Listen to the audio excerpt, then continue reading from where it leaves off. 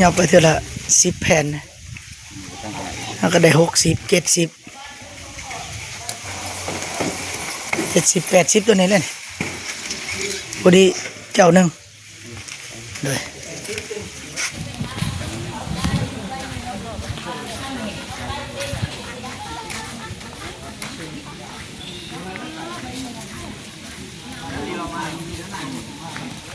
รอเลย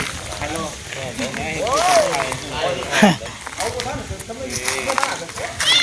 อมื้อนี้ก็ได้มาพอคนดังพี่น้องเอ้ย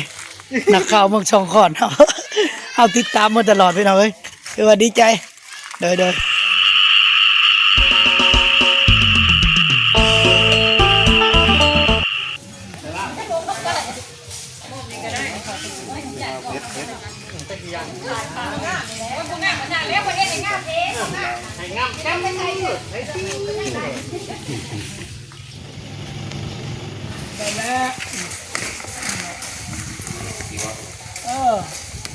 แล้วเราจะได้เหมียนที่เรากูเบิ่งตอนกันนี่หนูเว้ย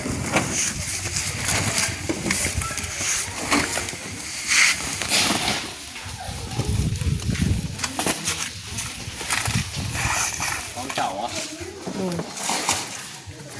ต้องกับตัวยืดแต่ฟอร์มเลยอีกคนนึงได้สักอีกคนนึง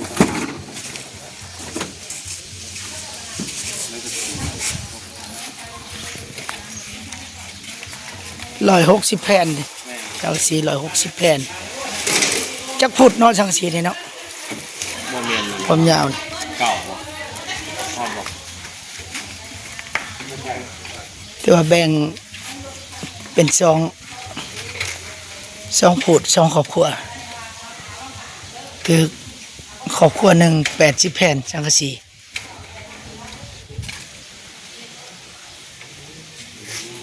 อันนี้สิเป็น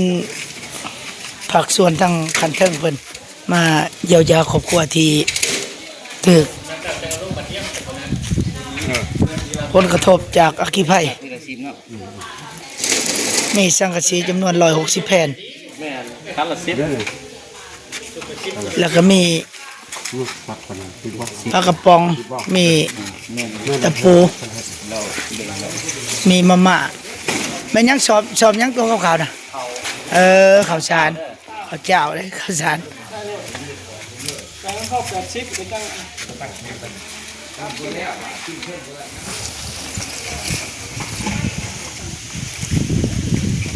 ยาวไปเท่าละ10 แผ่นแล้วก็ได้60 70 80ตัวนี้เลยพอดีเจ้าหนึ่งครอบครัวที่ถือไฟใหม่อยู่ที่บ้านหนองคอนเมืองสงขลาแขวงสวรรณเขตที่ว่าเมื่อก่อนก็มีทั้งบ้านมาหมอบสิเป็นนั่นเครื่องอุปโภคบริโภคในเมื่อก่อนน่ะเป็นของชาวบ้านเฮาแต่มื้อนี้เป็นของทางคันเทิงเพิ่นน่ะพอดีเพิ่นแบ่งเป็น2พูดเพราะว่า2ครอบครัว2หลังคาเรือนที่ถือไฟไหม้ก็มีกล่องนี่ก็80 แผ่นแล้วก็มีตะปูมีไว้แล้วก็ปลากระป๋องข้าวสารก็ได้ผู้ละสอบที่ว่าแบ่งกันเท่ากันเลยอันนี้เป็นผักส่วนที่ทางคันเทิงมาช่วยเหลือพอได้เยียวยาให้แก่ครอบครัวที่ถือไฟไหม้บ้านเฮา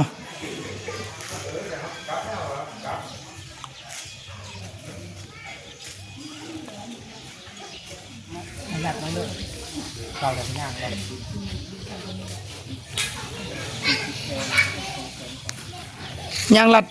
ป้ามาเฉพาะกินนี่ว่าสิเอาสอนรถมานำผัดบ่เห็นโอ้ยคนนี้ก็เป็นผู้หนึ่งครอบครัวหนึ่งอีกเนาะที่ถือไฟไหม้แต่นี่เบาทุนอันนั้นเบารวย ผู้นี้อยู่โตวผู้เดียวนอนอยู่เฮือนผู้เดียวเนาะวันน่ะครอบครัวเพิ่นมีอยู่จักคนก็ในครอบครัวเจ้าครอบครัวเจ้าจักคน7เนาะมีลูกมีเมียแน่7คนแต่ว่าผู้นี้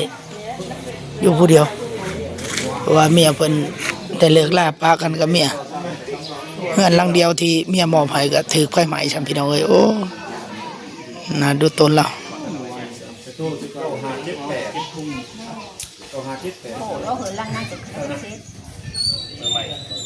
นำโพสอะไรเป็นไอเ ผู้ใดตอนนี้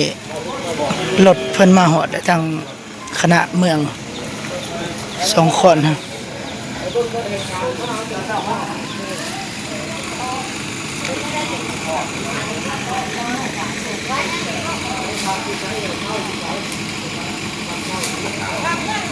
พอดีเพิ่นสิไปกวดกาเบิ่งบอลที่ไปเบิ่งสถานที่บอลเกิดอัคคีภัยไฟไหม้ไปพี่น้องเขาก็ไปเบิ่งนำกันไปน้ำเพิ่นไปเบิ่งกวดกาเบิ่งบอลสถานที่หรือว่าเฮือนที่เกิดอัคคีภัย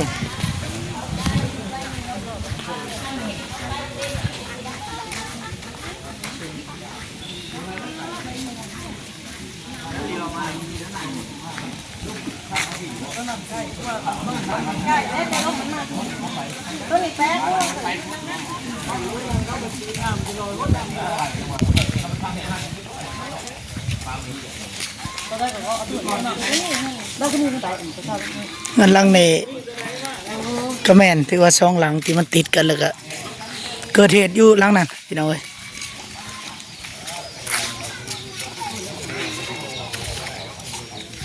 ที่ว่าเป็นบุญหลายชายาเขาก็ได้มาพอทางนักข่าวเมืองสงขลาเนาะ เพื่อนครูรับยังเฮ็ดอันนี้คนนี้เพื่อนน้อง ตอ สาน ว แรกโตมันใหม่ทั้งนี้เป็นลังหนึ่ง บ่หมายเพื่อนน้องสาวก่อน น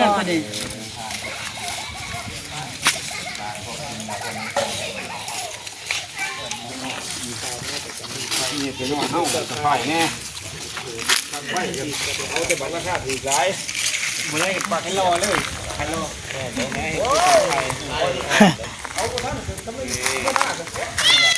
มื้อนี้ก็ได้มาพอคนดังพี่น้องเอ้ยนักข่าวเมืองสงขลาเนาะเอาติดตามมาตลอดพี่น้องเอ้ยคือว่าดีใจโดยเพิ่นติดตามมานำที่ว่านักข่าวเมืองสงขลาเฮาเองมานำคณะขันเทิงเพิ่นเนาะลงมาติดตามมากวดกามาเบิ่งแล้วก็ช่วยเหลือพี่น้องเอ้ยมาเยียวยาครอบครัวที่ถูกข้อหายจากอัคคีภัยนี่แหละนี่เกิดจากหลังนี้ก่อนพี่น้องเอ้ยนี่แล้วจังได้ล่ำไปหันไปเฮาก็สิย่างไปนำเพิ่นก็สิได้มอบเครื่องใช้เครื่องซอยต่างๆส่วนใดส่วนหนึ่ง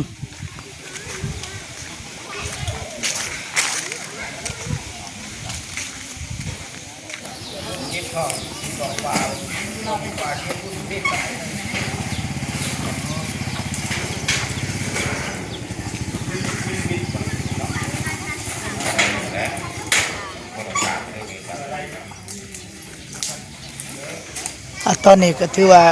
พอดีได้เวลาหมอบเพราะว่าเพิ่นมาหอดได้ทางเจ้าเมืองเพิ่นเมืองสงขลาเฮามาหมอบโดยตนเองถือว่าภาคส่วนนี้เป็นภาคส่วนของเมืองเฮานะแต่ว่าภาคส่วนของแขวงเนี่ยยังสิมีมาอยู่พี่น้องเอ้ยยังสิมามอบอีกเทื่อนึงอันนี้เป็นเฉพาะของเมืองเนาะ ก็บ่อยากเก่งวะแกบ่คนร้ายทางนี้คนร้ายทางนี้เขาพวกนี้นี่เขาน้ำเนี่ยเขาน้ำเนี่ยเขารถเขาเบิดนะ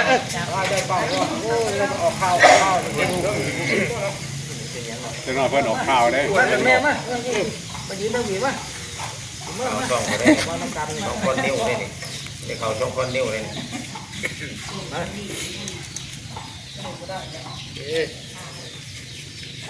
โอ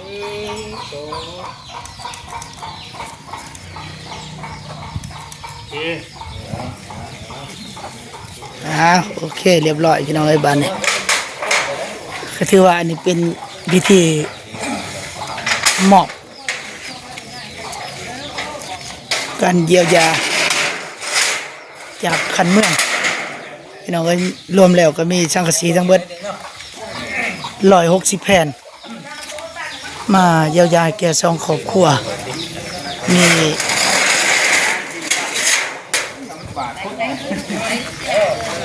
ข้าวสาร2 สอบหรือว่าปลากระป๋องอีกแล้วก็มีตะปูหรือว่าแบ่งกัน2 ครอบครัว พี่มายืนพี่ก็ได้พี่มายืนข้างหน้าพ่อพี่มายืน หรือว่าทางคณะตาแสงเพิ่นก็ได้มาร่วมมื้อนี้มื้อก่อนก็ได้มาร่วมมอบในการเยียวยาขันบ้านแต่มื้อนี้การเยียวยาขันเมือง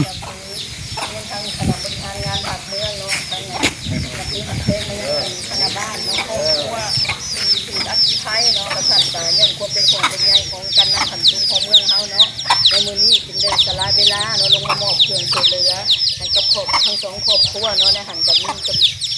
ที่มาของกองทุนเฮาก็เป็นได้มาจากอันยุคสมทบของประชาชนในตัวเมืองเนาะก็คือผู้หนึ่งครอบครัวหนึ่ง22,000 กีบต่อปีเนาะที่มาของกองทุนเฮาและในมอบในครั้งนี้ก็คือว่ามีสังกะสีจำนวน160แผ่นตะปู15 แก๊สเนาะแล้วก็เงินสด3 ล้านกีบถือว่าได้ครอบครัวละ1,500,000 กีบและในหันเฮาก็อิงใส่อันจำนวนสมาชิกในครัวเรือนเนาะการที่ช่วยเหลืออิงใส่ระเบียบของเฮาเนาะให้ประชาชนฮู้นั่นน่ะแล้วก็เพื่อเฮ็ดให้พิธีของพวกเฮานั้นแน่นตื้มเนาะต่อไปเรียนเชิญทางผ่านเรียนกองบุญธรรมลีกรรมการผักบริการงานผักเมืองให้คิดให้ร่มนอกจากของเรียนเชิญ ตัวเองก็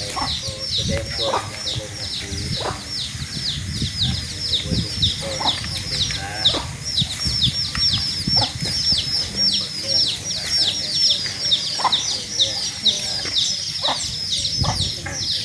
งานเปิดเมืองการในบ้าน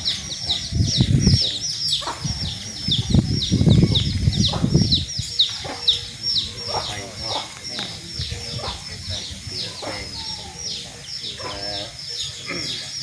คือคนเป็นโมเป็นใหญ่และนำกันนำเมืองจะได้พร้อมกันนำเอาวัตถุสิ่งของจำนวนตัวร้ายลงมานี่ก็เพื่อเป็นการแรงเบาคนเป็นโมเป็นใหญ่เพื่อเป็นการแรงเบาจะได้ไปกระบวนการมันเกิดเนาะมันแล้วแต่เราก็ยังโชคดีที่ยังมีความขึ้นฉะนั้นก็ถึงว่าโบราณโบราณก็ขอให้หับมาแล้วทำใจได้โบเป็นแต่ตามปีปักเท่าจำนวนหนึ่งคือว่าในนามเมืองนี่ก็โบราณแต่ว่าในใดก็ขอฝากและก็มอบไปตั้งหน้าการปกครองมาแล้วการคุมเป็นป่วยดมหรือว่าเป็นแย่งกันนี่แหละคือมันคุมบาที่เกิดก็พวกเราความกินแกงเป็นเรื่องนี้อ่านเป็นว่าเนาะเป็นเงื่อนติดเตือนกุโตบ้านมันเกิดเป็นอย่างยังนั่นก็ให้มีสติระวังยามนี้แต่ยามไปดูการประดิษฐ์กับส่วนลายของเราก็ทำการประดิษฐ์คือให้ดูหน้าพระและงานสร้างก็ได้ในสมัยที่ว่าเขาได้ตกใจขึ้นไปมีทั้งด้านบวกและด้านลบด้านดีและด้านไม่ดีมันต้องมีสนใจต่อสว่างสะดวกสบายพอดีกับเวลาเอาสติเรียกว่าหลายบ้านก็มาเกิดได้ในการฝากน้ำการปกครองมีอย่างไรคนมาแย่งกันคนมาฝากรักให้เงา เหลือได้ก็ในจำนวนน้อยนึงเลี้ยงบ่หลายเนาะคือแค่นั้นแหละส่วนว่าที่ทางมีการหัวหน้าการมีงานเป็นมีคนเรียนเกี่ยวกับขึ้นอันนี้เป็นยังไงเอาเป็นใจขึ้นก็ของคุณเจริญก็ให้คุณเรียนคุณเทียนเนาะมันตั้งใจอะไรแล้วมันเกิดแล้วก็สู้ไม่นะนี่นะเป็นตามไม่ตอนนี้คุณตอนไหนคุณไปนอก นั่นแม่แล้วก็ย่ำหน้าไปอยู่หน้า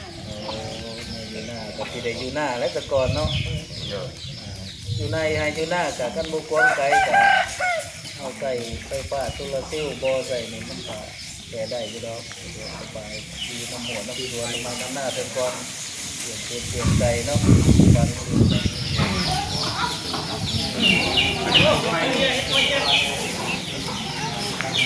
เอาก็ถือว่าเป็นการสำเร็จในการมอบเนาะแล้วก็เพิ่นได้โอ้ล้มเนาะนำครอบครัวที่ถือ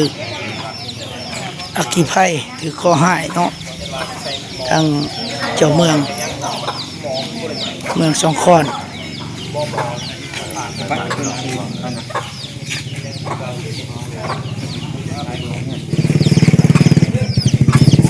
โอเคก็ถือว่าทางคณะเมืองเพิ่นเลยทางเจ้าเมืองนำสิ่งของเยียวยาของพวกที่ถูกข้อหายเนาะมาช่วยก็ขอขอบใจทางคณะนำขันเมืองเนาะที่มาช่วยเหลือเนาะหรือว่าภาคส่วนใดภาคส่วนอื่นๆอยากร่วมเนาะอยากประกอบส่วนหรือว่าอยากมาเยียวยาครอบครัวที่ถูกข้อหายอยู่บ้านนครเมืองสงขลาแข่งจังหวัดเขตเฮาก็เชิญเนาะมามอบโดยตนเองก็ได้พี่น้องเอ้ยเอาโอเคสำหรับคลิปนี้ก็ฝากสำหรับพี่น้องเอ้ย